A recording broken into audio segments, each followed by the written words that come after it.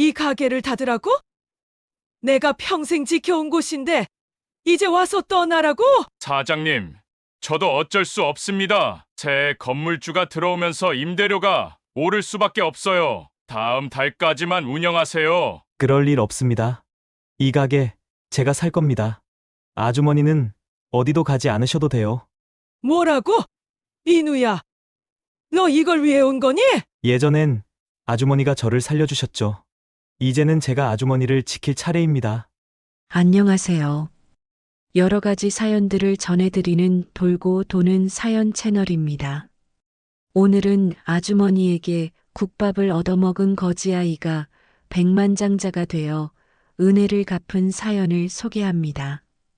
사연을 들으시고 또 다른 이야기가 궁금하시다면 구독과 좋아요로 더 많은 이야기를 함께 나누어 주세요.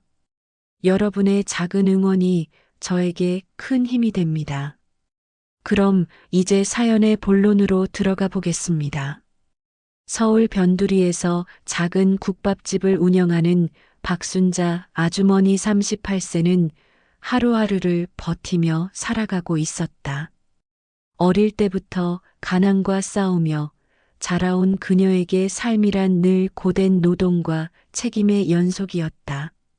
남편 없이 혼자 힘으로 살아가야 했던 그녀에게 이 작은 국밥집은 단순한 생계수단이 아니라 하루를 버티게 해주는 유일한 희망이기도 했다. 가게는 허름하고 작은 규모였지만 따뜻한 국밥 한 그릇을 대접하며 사람들에게 위로를 전하는 곳이기도 했다. 매일 새벽 4시 온 동네가 잠들어 있을 때 순자 아주머니는 벌써 일어나 있었다. 부스스한 머리를 정리할 새도 없이 급하게 겉옷을 걸치고 손전등 하나를 들고 골목길을 나섰다. 시장에 도착하면 늘 같은 루틴이 반복됐다. 돼지뼈를 고르는 손길은 신중했고 파, 마늘, 배추 한 단도 허투루 살 수 없었다. 매일 가격이 조금씩 오를 때면 한숨이 절로 나왔지만 그래도 좋은 재료를 써야 손님들이 찾는다는 걸 알기에 어떻게든 알뜰하게 장을 봤다. 가게에 돌아오면 쉴 틈 없이 국밥을 준비해야 했다. 큼직한 솥에 돼지뼈를 넣고 푹 끓이며 불 조절을 하고 양념장을 만들고 갓 지은 쌀밥을 퍼내는 동안 손에는 늘 국물이 묻어 있었다. 새벽부터 저녁까지 하루 종일 서서 일해야 했지만 사장님, 국밥 정말 맛있어요. 라는 단골 손님의 한마디에 힘을 내곤 했다. 하지만 형편은 나아지지 않았다. 하루 종일 국밥을 팔아도 월세와 공과금을 내고 나면 손에 남는 돈이 많지 않았다. 전기세가 밀려 고지서를 보고 한숨을 쉬는 날도 있었고 장사가 부진한 날에는 쌀독을 보며 걱정이 쌓이기도 했다.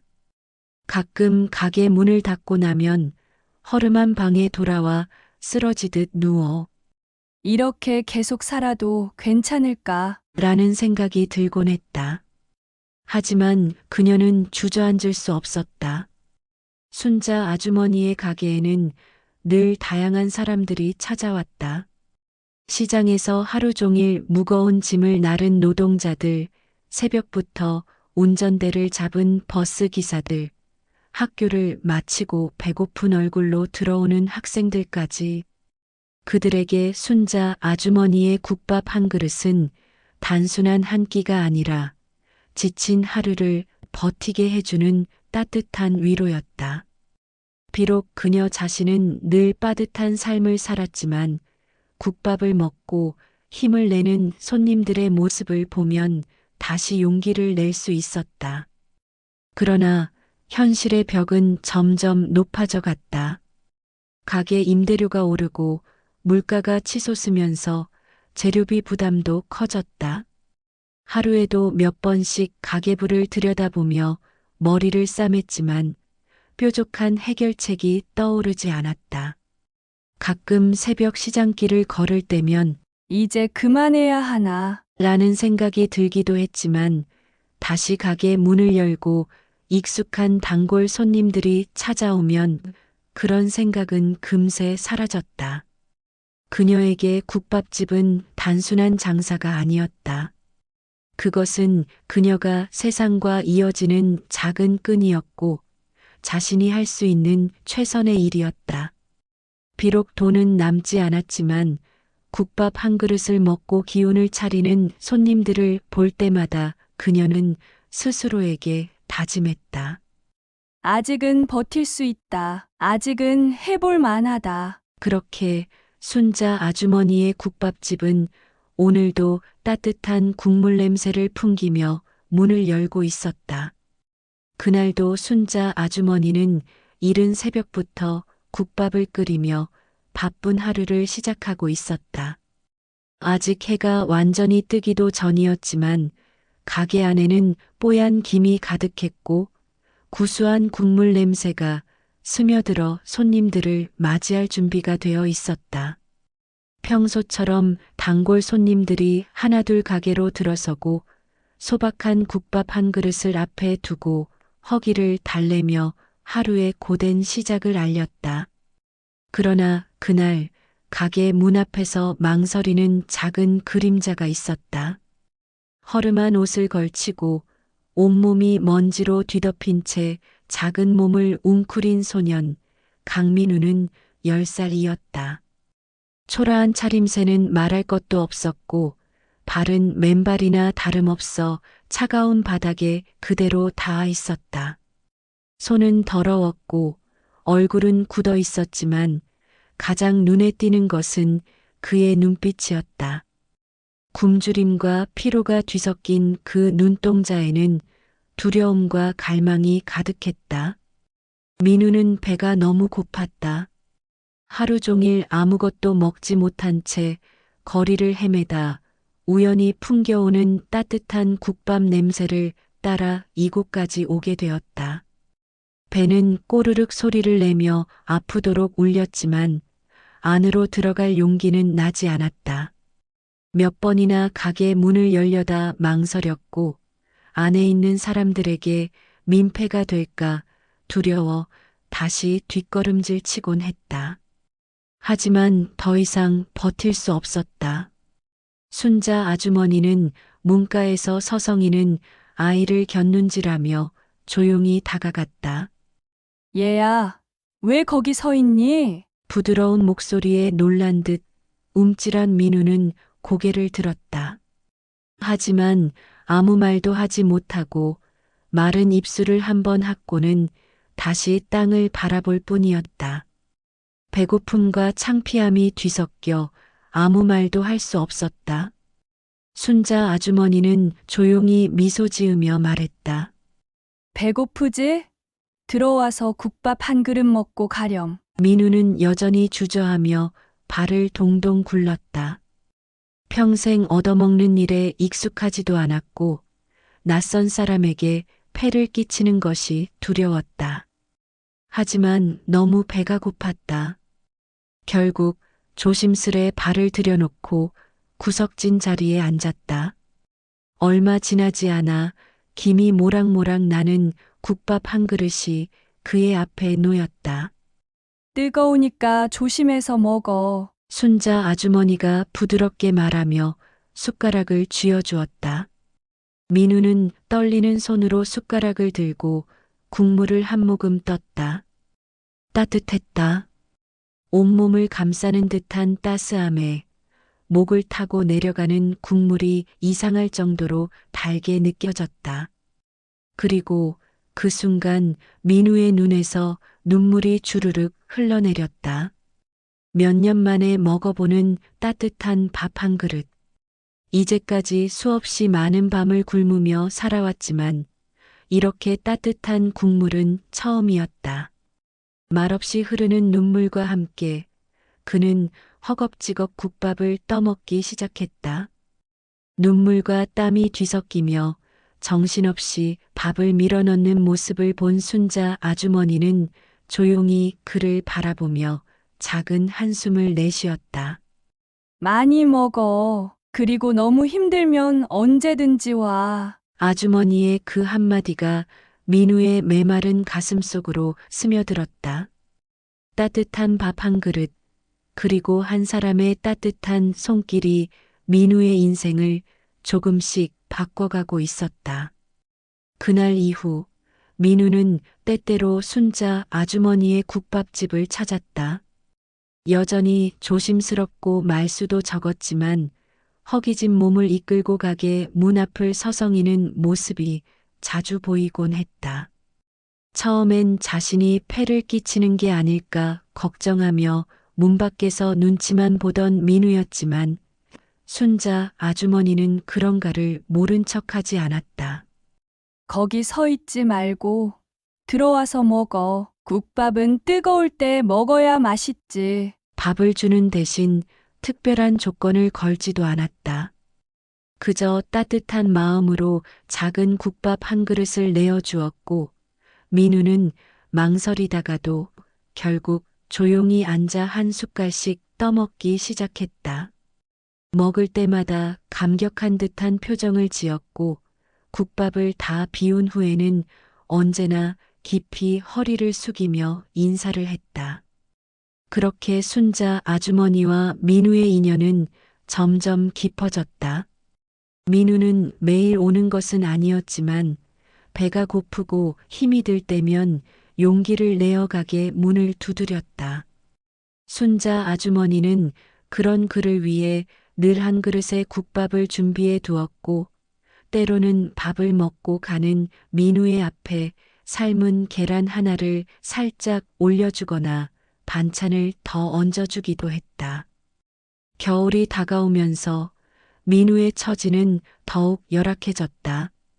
낡고 헤어진 옷으로는 차가운 바람을 막을 수 없었고 맨발에 가까운 그의 발은 갈수록 더 푸석해져 갔다. 어느 날 민우가 온몸을 부들부들 떨며 국밥을 먹는 걸 본 순자 아주머니는 안쓰러운 눈길을 감추지 못했다. 얘야, 잠깐만 기다려봐. 뒷방으로 들어간 아주머니는 오래전 아들이 입던 낡은 외투를 조심스럽게 꺼냈다. 몇 년 동안 보관해둔 것이었지만 그래도 아직 따뜻할 것 같았다. 그리고 안쪽에서 꺼낸 낡은 목도리까지 함께 들고 나왔다. 이거 입어. 몸이 얼어붙겠구나. 민우는 당황한 듯 두 눈을 동그랗게 떴다.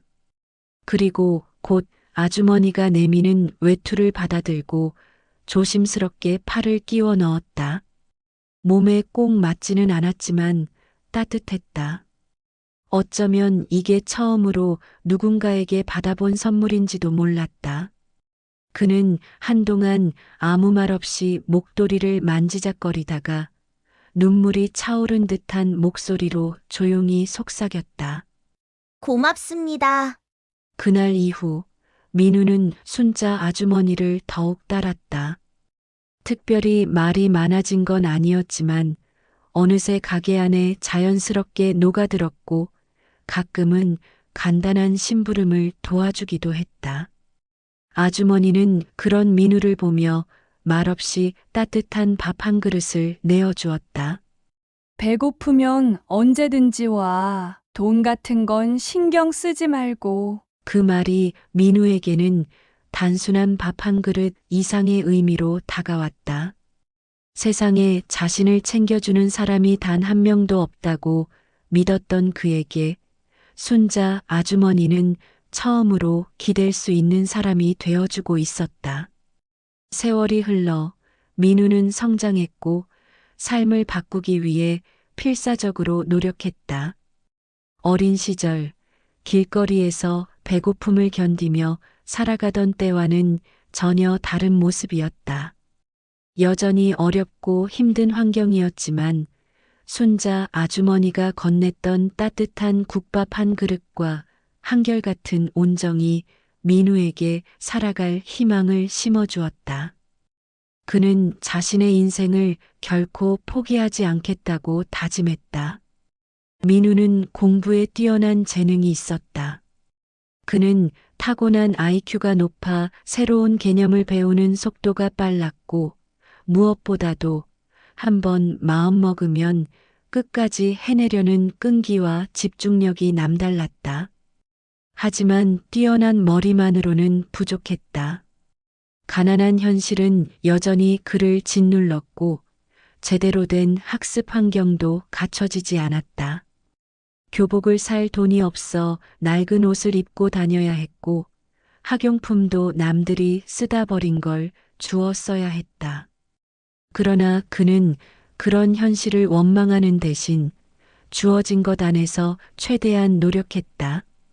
도서관에서 밤늦도록 책을 파고들었고 낡은 공책 한 권이 다 다를 때까지 필기를 반복하며 스스로 공부를 익혔다.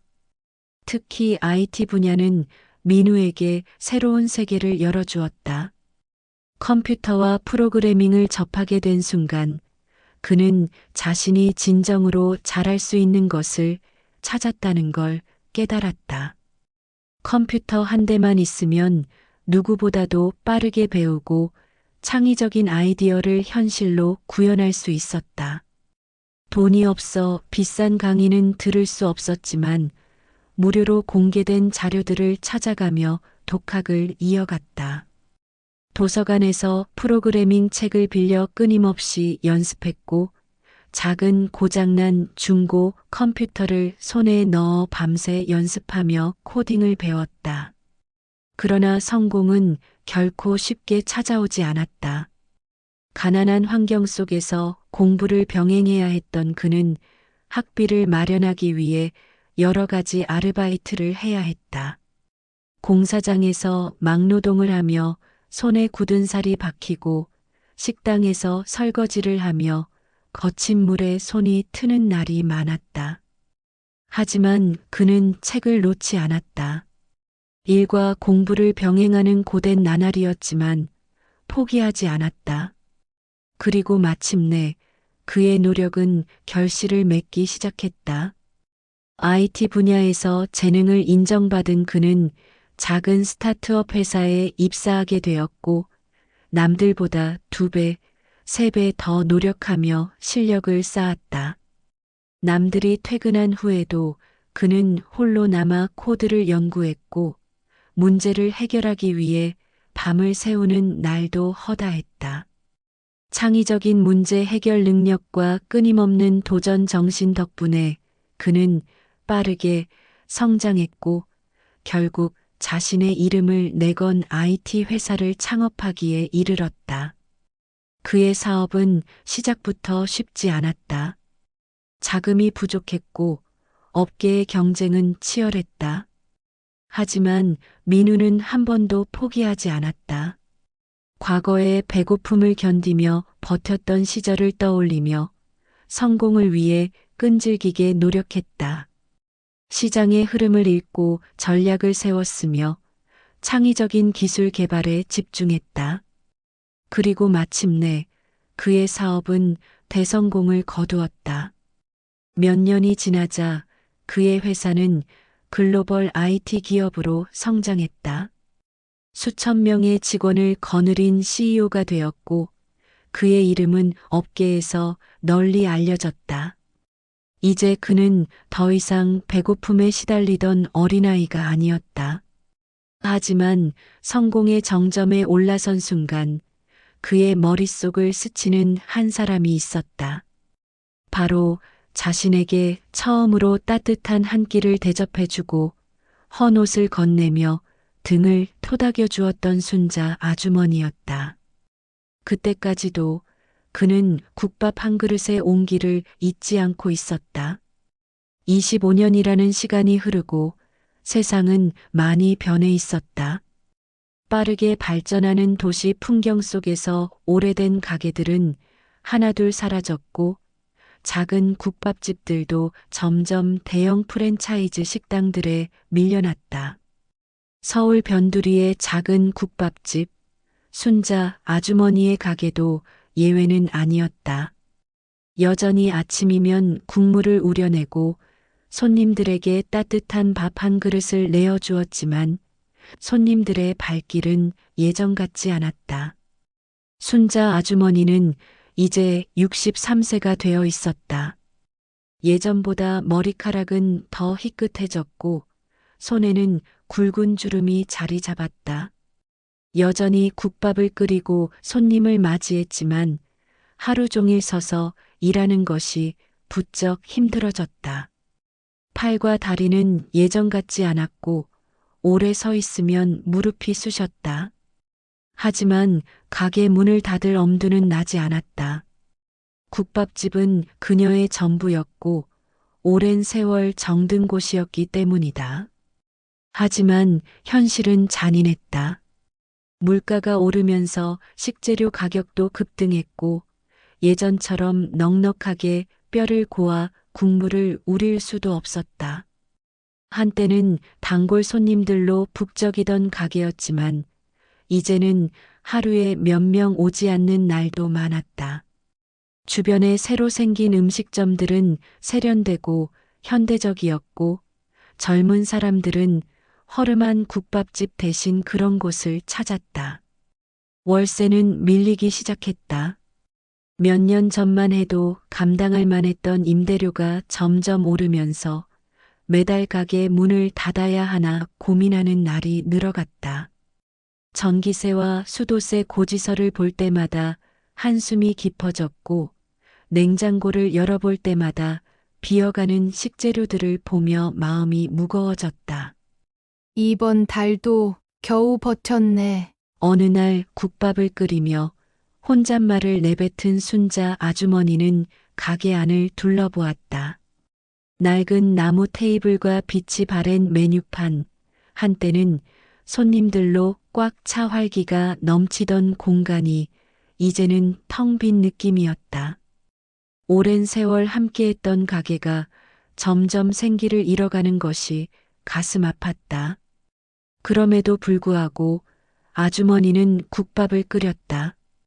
손님이 없더라도 가게 문을 열고 따뜻한 밥 한 그릇을 준비하는 것이 그녀가 할 수 있는 일이었다.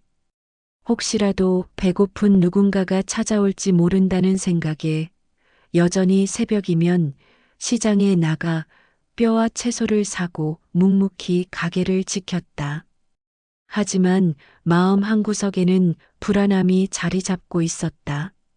이렇게 계속 버틸 수 있을까? 몇 달 전부터 가게 주인은 가게를 내놓을 생각을 하고 있다는 말을 흘렸다. 사장님, 미안하지만 요즘 이 근처도 개발이 진행되고 있어서요. 제 건물 들어서면 임대료가 더 오를 거예요. 그 말이 귓가에 맴돌았다. 문을 닫아야 할 수도 있다는 현실이 점점 다가오고 있었다. 그리고 그날은 생각보다 더 빨리 찾아왔다. 월세를 내지 못한 지 석 달째 되던 날, 건물주가 가게에 찾아왔다. 사장님, 정말 죄송한데 더는 어렵겠어요. 다음 달까지만 운영하시죠. 차마 대답하지 못한 채 아주머니는 그저 조용히 국밥을 휘저었다. 모든 것이 끝나가고 있었다. 그녀가 지켜온 국밥집, 그 오랜 시간 동안 많은 사람들에게 따뜻한 밥을 건네주었던 이 공간이 사라질 위기에 처해 있었다. 하지만 아주머니는 그것을 운명처럼 받아들이기로 했다. 그때까지만 해도 그녀는 전혀 알지 못했다. 멀리서 한 남자가 이 소식을 듣고 달려오고 있다는 것을. 순자 아주머니는 그날도 평소처럼 국밥을 끓이고 있었다. 가게 문을 닫을 날이 점점 가까워지고 있었지만 몸이 기억하는 대로 움직였다. 큼지막한 솥에서 모락모락 김이 피어오르고 있었고 그녀는 묵묵히 국자를 휘저었다. 문을 닫는다고 해서 지금까지 해왔던 일을 멈출 수는 없었다. 그날도 손님이 거의 없었다. 몇 시간 동안 가게 문을 열어두었지만 들어오는 이는 없었다. 주전자에 따라둔 차가 식어가고 주방 한쪽에 놓인 의자가 더 외로워 보였다. 그녀는 한숨을 내쉬며 가게 밖을 바라보았다. 그때 문이 열렸다. 덩그러니 울리는 문 여닫는 소리. 순자 아주머니는 본능적으로 손님을 맞이할 준비를 했다. 어서 오세요. 익숙한 멘트가 입에서 나왔지만 문 앞에 서 있는 사람을 보고 그녀의 손이 순간 멈칫했다. 한 남자가 서 있었다. 단정한 정장을 입었고 나이로 보아 30대 후반에서 40대 초반쯤 되어 보였다. 키가 훤칠했고 다부진 체격에 깔끔한 외모였다. 하지만 아주머니가 그를 알아보지 못한 이유는 그가 너무나도 변해 있었기 때문이었다. 아주머니, 정말 오랜만이에요. 낯선 듯한 목소리. 그러나 동시에 너무나도 익숙한 그 목소리. 아주머니는 가만히 남자의 얼굴을 바라보았다. 어딘가 모르게 낯익은 눈빛, 따뜻한 기운이 느껴지는 표정. 그리고 문득 그녀의 기억이 25년 전으로 거슬러 올라갔다. 그때의 작은 소년. 배고픔에 떨며 국밥을 허겁지겁 먹던 그 아이. 눈물을 뚝뚝 흘리며 따뜻한 밥 한 그릇을 삼키던 아이. 그제야 아주머니의 입에서 떨리는 목소리가 나왔다. 민훈이? 남자는 천천히 고개를 끄덕였다. 네. 아주머니? 저예요. 강민우. 순자 아주머니는 순간 말문이 막혔다. 그녀가 기억하는 민우는 허름한 옷을 입고 항상 조심스럽게 가게 문을 열던 아이였다. 가끔 주저하다가 돌아가 버리기도 했고 들어와서도 한 구석에 조용히 앉아 밥을 먹던 아이였다. 그런 아이가 지금은 이렇게 늠름한 모습으로 그녀 앞에 서 있었다. 제가 이렇게 성공할 수 있었던 건 아주머니 덕분이에요. 민우는 조용히 가게를 둘러보았다. 예전과 크게 다르지 않은 풍경. 오래된 메뉴판, 낡은 의자, 주방에서 피어오르는 김까지. 모든 것이 그대로였지만 동시에 너무 달라 보였다. 이 가게가 사라진다는 얘기를 듣고 바로 달려왔어요.